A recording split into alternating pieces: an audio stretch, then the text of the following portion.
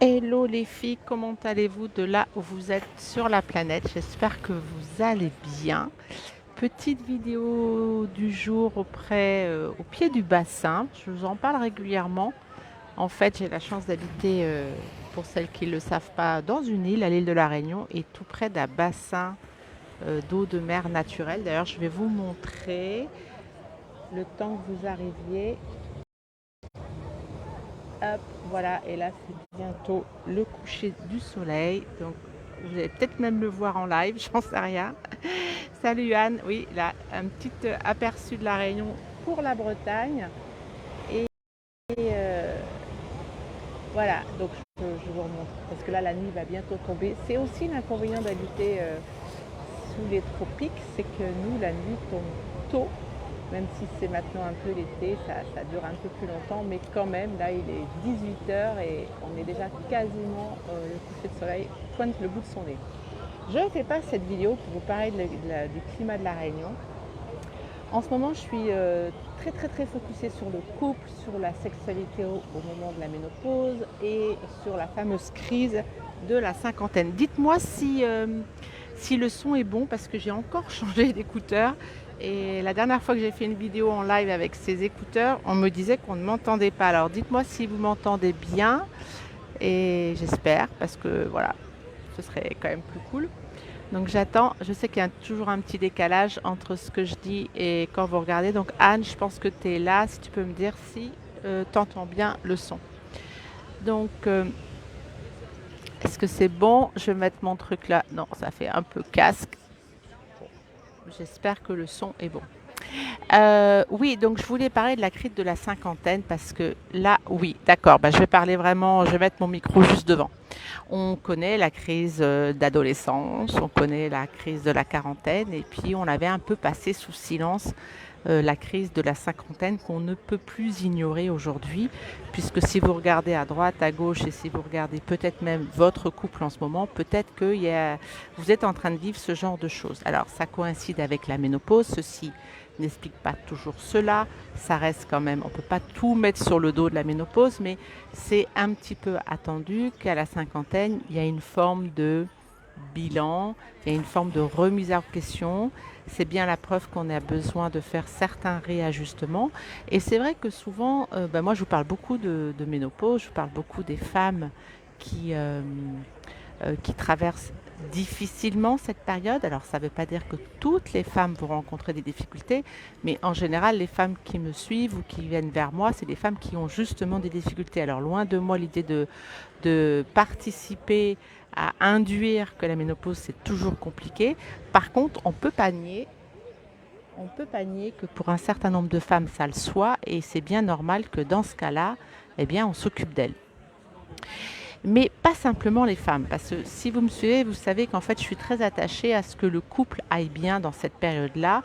Et quand on parle de la crise de la cinquantaine, oui, on peut y mettre l'ingrédient de la ménopause, mais l'homme lui aussi va traverser une période qui est encore plus taboue que la ménopause, qui s'appelle l'andropause, et qui va être pas exactement la même chose, vous vous doutez bien, un homme c'est pas une femme et vice versa, mais ça va quand même être une période de sa vie où il peut avoir des doutes, il peut avoir des questionnements, il peut avoir une forme de lassitude.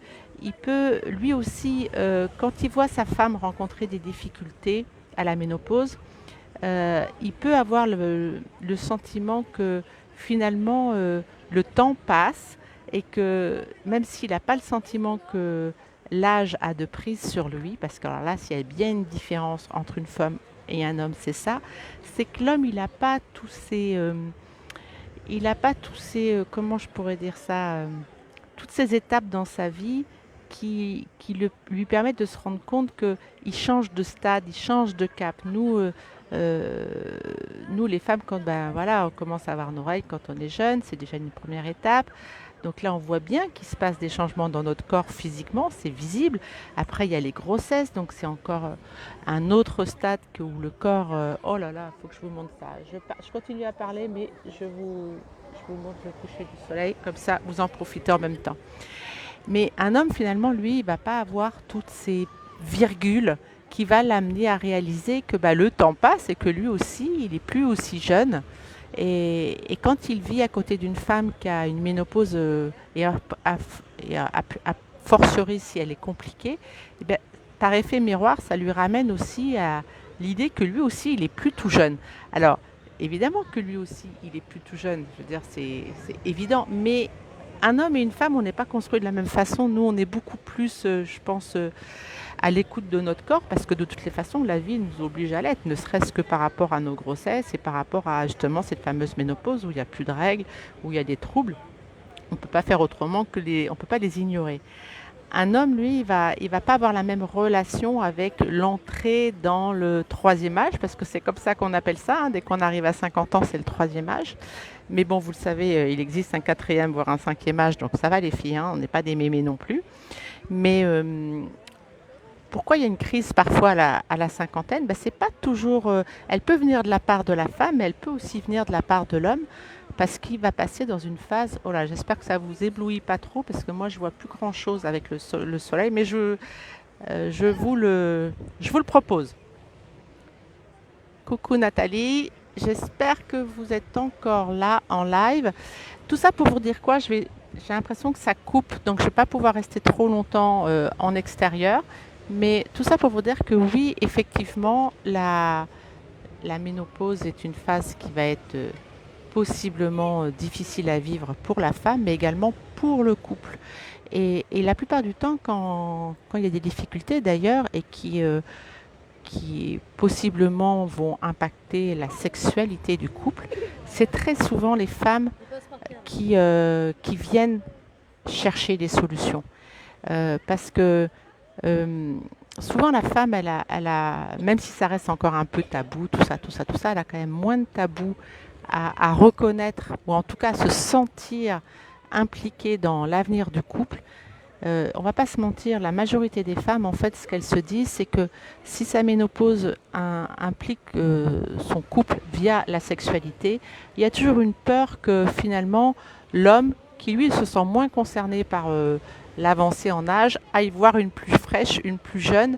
Et soit c'est une peur qui est formulée, soit c'est une peur qui est consciente ou inconsciente, mais elle échappe à très peu de monde.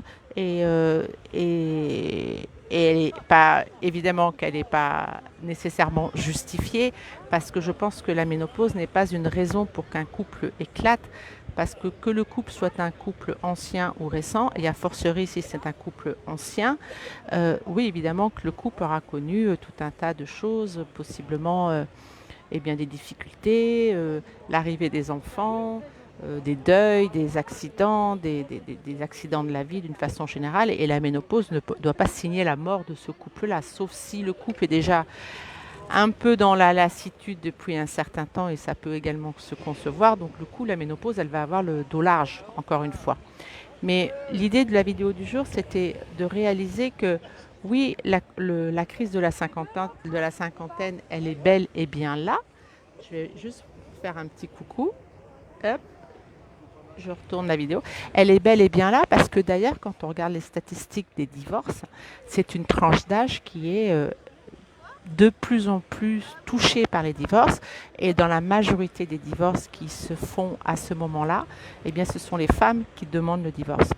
Donc, on ne peut pas nier l'évidence. Il y a beaucoup de couples qui traversent une crise à ce moment-là. C'est vrai que moi, j'ai toujours très souvent tendance à m'adresser aux femmes, parce que j'accompagne les femmes à la ménopause, mais toujours en intégrant le couple, parce que finalement, il ne faut pas oublier que ces hommes, eux aussi, sont alors complètement largués par rapport à la ménopause de leurs femmes, ça c'est clair, mais ils sont également largués par rapport à ce que eux ils vont traverser, parce que même si l'andropause c'est pas la ménopause, ça n'a pas les mêmes proportions.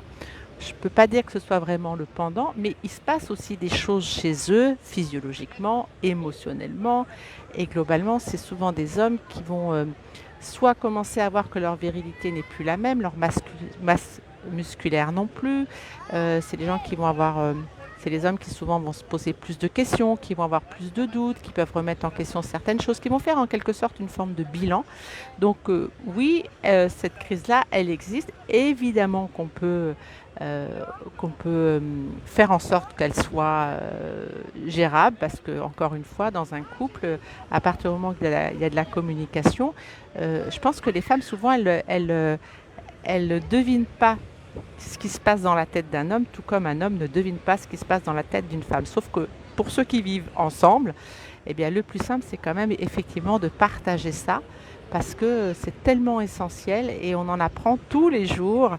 Et quand on a le même objectif, c'est-à-dire de continuer ensemble pour les prochaines décennies, alors ce serait dommage de louper le coche et de ne pas se donner la chance d'échanger et de partager et de se soutenir, parce que ça peut être une période également un peu challengeante pour certains hommes. Là aussi, tout le monde est unique, tout le monde ne fonctionne pas de la même façon. Chaque couple, de toutes les façons, est unique, mais on n'a jamais, on se fait toujours du bien à être en capacité d'échanger sur nos besoins et nos envies.